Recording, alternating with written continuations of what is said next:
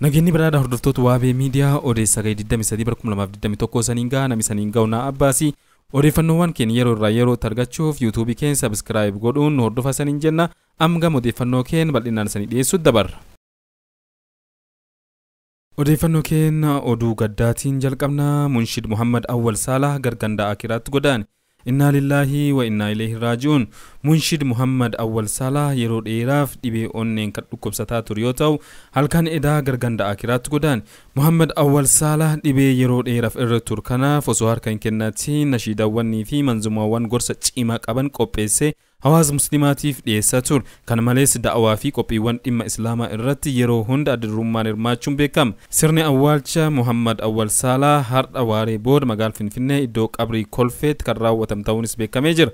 Muhammad Awwal Salaaf rabbiin haa araaramu, jannatul firdoosiin haa waffaqu, maatii fi hawaasa muslimaa bal'aaf ammoo sabrii haa kennu jenna. Lolli naannoo Amaaraa keessatti gaggeeffamaa jiru hammaatee itti fufuu gabaafame.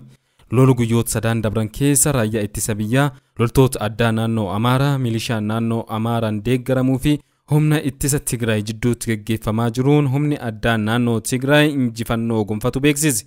Mootummaan federaalaa lol naannoo Tigraayitti ji'oota 10 dur jalqabe injifannoon xumure jechuun eega labsee booda sababoota hedduu dhiyeessuun waliigaltee lola dhaabuu gamtokkee labsi jechuun eegaa naannicha garee TPLF lakkisee bahee har'a ji'a lama lakkoofsisee jira. Haa ta'u malee humni addaa naannoo Tigraay yookaan TDF mootummaan ni injifatan malee uummata Tigraayiif yaadetii miti kan naannicha lakkisee bahee jechuun sababoota mootummaan federaalaa dhiyeesse kuffisan.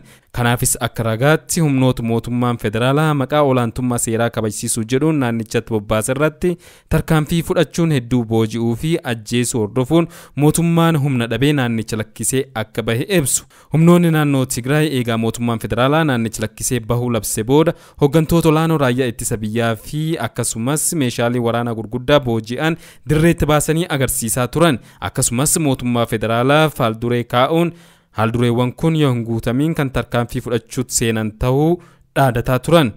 Haaldureewwan kan keessaa tokko waraanni addaa naannoo Amaaraa laf isaanii humnaan qabatee ture lakkisee akka bahu kan jedhu yoo ta'u waraanni addaa kun naannicha lakkisee bahuu diduu hordofuun tarkaanfii fudhachuu eega jalqaban torbaan 3 ol lakkoofsisee jira.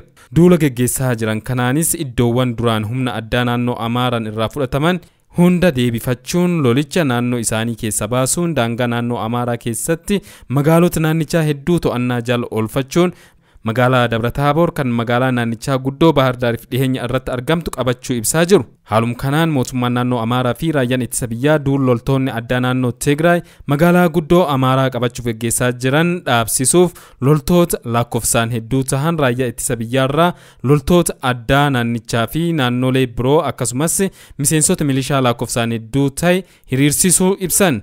Lol kanaanis magaalaa Dabra-Taaboor kan waraana addaa naannoo Tigraayin to'atam gallakkisiisuun akka of duub deebi'an godhuuf kan karoorfame yoo ta'u miidiyaaleen federaalaa fi naannoo Amaaraa guyyaa sanbataa raayyaan ittisa biyyaa fi waraanni gam mootummaa federaalaan hiriir irra aanuu gabaasaa turan.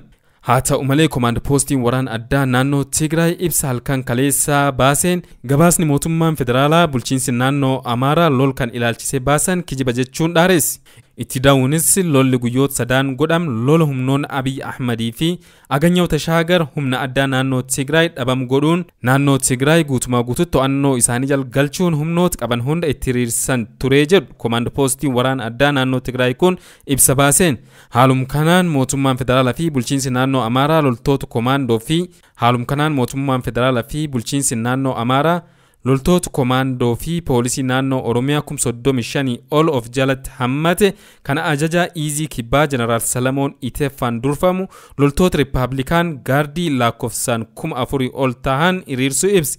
Haa ta'u malee loltoota lakkoofsaan guddaa kan guyyoota 3 keessatti loltoota Tigraay marsee tarkaanfii fudhachuun Maqalee to'achuuf karoorfate kana irratti tarkaanfii fudhachuun addoota waraanaa garaagaraatti waraanni Tigraay injifannoo galmeessuu ibsan. Lol naannichatti deemaa jiru kan ilaalchisee maalirra akka gahame hanga har odeeffannoo kan isaniin geenyetti ibsi gam mootummaa federaalaa ta'e mootummaa naannoo Amaaraarraa ibsa humna ittisa Tigraay kan kuffisuuf yookaan ammoo dhugoomsuuf kenname hin jiru. Odeeffannoo biraatiin ammoo mootummaan Itoophiyaa makiinaawwan waraanaa gurguddaa akka Oraalii fi taankii dhaabbata mootummoota gamtoomanii keessaa qabaachaa ture Jibuutii irraan gara biyyaatti deebisaa jiraachuu odeeffannoon ni addeessa. Makiinaawwan fe'iinsaa makiinaawwan waraanaa kan fe'atan hedduunis Jibuutii irraa gara biyyaatti galfamuu kan jalqaban ta'uu beekameera. Liyyuu Haayiliin naannoo Amaaraa godina Shawaa Bahaa keessatti weerara bal'aa gaggeessaa jiraatuun gabaafame. Gabaasaan Muhammad Amiin haala armaan gadiitiin qindeeffatee jira. Liyyuu Haayiliin naannoo Amaaraa godina Shawaa Bahaa keessatti weerara bal'aa gaggeessaa jiraatuun gabaafame. Humnoonni naannoo Amaaraa Liyyuu Haayilii fi milishaan deeggaraman meeshaalee waraanaa gurguddaa hidhachuun aanaalee Faantaallee fi Boosat keessatti uummata Oromoo Karrayyuu qe'eef qabeenya isaanii irraa buqqisaa jiraatuun odeeffannoon ni addeessa.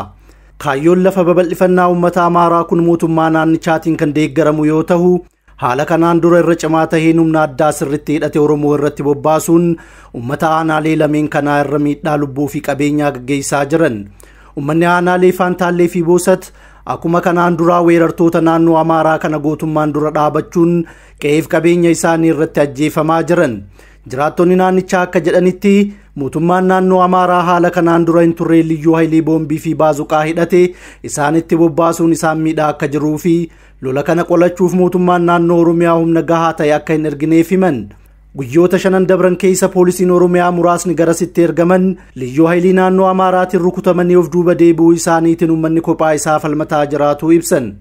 Keessumattuu lola guyyoota lamaan dabran ture keessatti weerartoonni Amaaraa uummata Oromoo Karrayyuu irraa yoo xiqqaate namoota 3 ajjeesuu fi 9 madeessuun loon 200 ol akka saaman gabaasni jiraattota naannichaa irraa arganne ni addeessa.